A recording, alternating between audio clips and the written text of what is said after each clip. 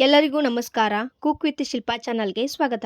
ಇವತ್ತು ನಾವು ವೆಜ್ ಬಿರಿಯಾನಿ ಹೇಗೆ ಮಾಡೋದಂತ ಹೇಳ್ಕೊಡ್ತೀವಿ, ಬನ್ನಿ. ಇದಕ್ಕೆ ಬೇಕಾಗಿರೋ ಇಂಗ್ರೀಡಿಯೆಂಟ್ಸ್: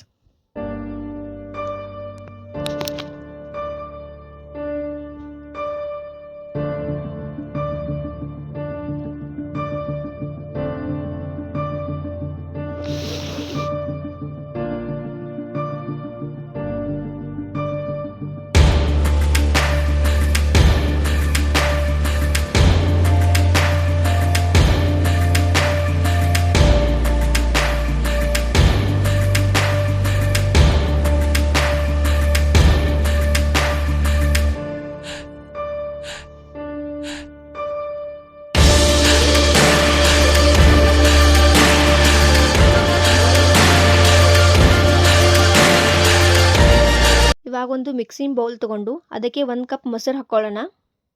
ಇದಕ್ಕಿವಾಗ 1 ಸ್ಪೂನ್ ಅಚ್ಚ ಖಾರದ ಪುಡಿ, ಚಿಟಿಕೆ ಅರಿಶಿನ, 2 ಸ್ಪೂನ್ ಬಿರಿಯಾನಿ ಮಸಾಲ ಹಾಕ್ಕೊಂಡು ರುಚಿಗೆ ತಕ್ಕಷ್ಟು ಉಪ್ಪು ಹಾಕ್ಕೊಂಡು ಚೆನ್ನಾಗಿ ಇದನ್ನು ಈ ಥರ ಮೊಸರು ಜೊತೆ ಮಿಕ್ಸ್ ಮಾಡ್ಕೊಳ್ಳಿ. ನೀಟಾಗಿ ಮಸಾಲ ಎಲ್ಲ ಹೊಂದ್ಕೊಳ್ಳೋಂಗೆ ಮಿಕ್ಸ್ ಮಾಡ್ಕೊಳ್ಳಿ. ಈ ಥರ ಮಿಕ್ಸ್ ಮಾಡ್ಕೊಳ್ಳಿ. ಇವಾಗ ಈ ಮಸಾಲೆಗೆ 1 cup onion, 1 cup beans, 1 cup carrot, 1 cup ಆಲೂಗಡ್ಡೆ, 1 ಕಪ್ ಟೊಮೆಟೊ, 1 ಕಪ್ ಹಸಿ ಬಟಾಣಿ. ಇದನ್ನು ಇವಾಗ ಮಸಾಲೆ ಅಂಟೋ ಹಂಗೆ ತರಕಾರಿಗಳನ್ನು ಚೆನ್ನಾಗಿ ಮಿಕ್ಸ್ ಮಾಡ್ಕೊಳ್ಳಿ. ಈ ಥರ ಚೆನ್ನಾಗಿ ಮಿಕ್ಸ್ ಮಾಡ್ಕೊಳ್ಳಿ. ಇದಕ್ಕೆ ಸ್ವಲ್ಪ ಪುದೀನ, ಸ್ವಲ್ಪ ಕೊತ್ತಂಬರಿ ಇದನ್ನು ಕೂಡ ಹಾಕಿ ಚೆನ್ನಾಗಿ ಮಿಕ್ಸ್ ಮಾಡ್ಕೊಳ್ಳಿ. 20 ನಿಮಿಷ ಇದನ್ನು ಮ್ಯಾರಿನೇಟ್ ಹಾಕಕ್ಕೆ ಬಿಡಿ. ಇವಾಗ ಒಂದು ಪಾತ್ರೆಗೆ 5 ಗ್ಲಾಸ್ ಬಿಸಿ ನೀರು ಹಾಕ್ಕೊಳ್ಳಿ.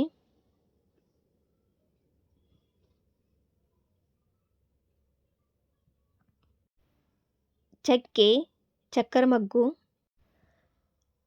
ಕಾಳುಮೆಣಸು, ಲವಂಗ ಮತ್ತು 2 ಬಿರಿಯಾನಿ ಎಲೆ ಹಾಕ್ಕೊಳ್ಳಿ. ಇದನ್ನು ಚೆನ್ನಾಗಿ ಮಿಕ್ಸ್ ಮಾಡ್ಕೊಳ್ಳಿ.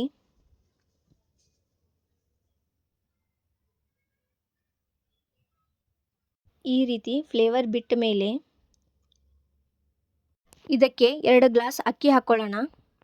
ಈ ರೀತಿ ಮಿಕ್ಸ್ ಮಾಡಿಕೊಂಡು ಆಗಲೇ ತೆಗೆದಿಟ್ಕೊಳ್ಳೋಂಥ ಪಲಾವ್ ಎಲೆ ಹಾಕ್ಕೊಳ್ಳೋಣ. ಇವಾಗ ಒಂದು ಬಾಣಲಿಗೆ ಸ್ವಲ್ಪ ಎಣ್ಣೆ, ಈರುಳ್ಳಿ ಹಾಕ್ಕೊಂಡು ಚೆನ್ನಾಗಿ ಫ್ರೈ ಮಾಡ್ಕೊಳ್ಳಿ. ಇದನ್ನು ಗೋಲ್ಡನ್ ಬ್ರೌನ್ ಆದಮೇಲೆ ತೆಗೆದಿಟ್ಕೊಳ್ಳಿ ಒಂದು ಪ್ಲೇಟಿಗೆ. ಇವಾಗ ಅದೇ ಎಣ್ಣೆಗೆ 1 ಚಮಚ ತುಪ್ಪ, ಸ್ವಲ್ಪ ಜೀರಿಗೆ, ಆಗಲೇ ಮ್ಯಾರಿನೇಟ್ ಮಾಡ್ಕೊಂಡು ಇಟ್ಕೊಂಡಿರೋಂಥ ತರಕಾರಿನ ಇದಕ್ಕೆ ಮಿಕ್ಸ್ ಮಾಡ್ಕೊಳ್ಳೋಣ. ಇದನ್ನು ಎಣ್ಣೆಯಲ್ಲಿ ಚೆನ್ನಾಗಿ ಫ್ರೈ ಮಾಡ್ಕೊಳ್ಳಿ. ಹಸಿ ವಾಸನೆ ಹೋಗೋ ತನಕ ಈ ಥರ ಚೆನ್ನಾಗಿ ಎಣ್ಣೆಯಲ್ಲಿ ಫ್ರೈ ಮಾಡ್ಕೊಳ್ಳಿ. ಈ ರೀತಿ ಚೆನ್ನಾಗಿ ಫ್ರೈ ಮಾಡ್ಕೊಳ್ಳಿ. ಇವಾಗ ಅಕ್ಕಿ 80% ಬೆಂದಿದೆ. ಇವಾಗ ಇದನ್ನು ಒಂದು ಸ್ಟೇನರಿಗೆ ತಗೊಳ್ಳೋಣ. ಇದರಲ್ಲಿ ಹಾಕಿರೋ ಮಸಾಲ ಐಟಮನ್ನು ಎಲ್ಲನೂ ತಗೊಂಡ್ಬಿಡೋಣ. ಈಗ ತರಕಾರಿ ಎಲ್ಲ ಈ ಥರ ಎಲ್ಲ ಚೆನ್ನಾಗಿ ಬೆಂದಿದೆ. ಇದಕ್ಕೆ ಒಂದು ಸ್ವಲ್ಪ ಕಸ್ತೂರಿ ಮೆಂತೆ ಹಾಕಿ ಚೆನ್ನಾಗಿ ಮಿಕ್ಸ್ ಮಾಡ್ಕೊಳ್ಳಿ. ಇವಾಗ ನಾವು ಮಾಡಿ ಇಟ್ಕೊಂಡಿರೋ ಮಸಾಲನ ಅರ್ಧ ತೆಗೆದಿಟ್ಕೊತಿದ್ದೀವಿ. ಒಂದು ಲೇಯರ್ ಕೆಳಗೈತಿ. ಇದ್ರ ಮೇಲೆ ನಾವು ಆಗಲೇ ಬೆಂದಿರೋ ರೈಸ್ ಹಾಕ್ಕೋತಿದ್ದೀನಿ. ಇವಾಗ ಇದ್ರ ಮೇಲ್ಗಡೆ ಪುದೀನ ಫ್ಲೇವರ್ಗೋಸ್ಕರ ಹಾಕ್ಕೋತಿದ್ದೀನಿ.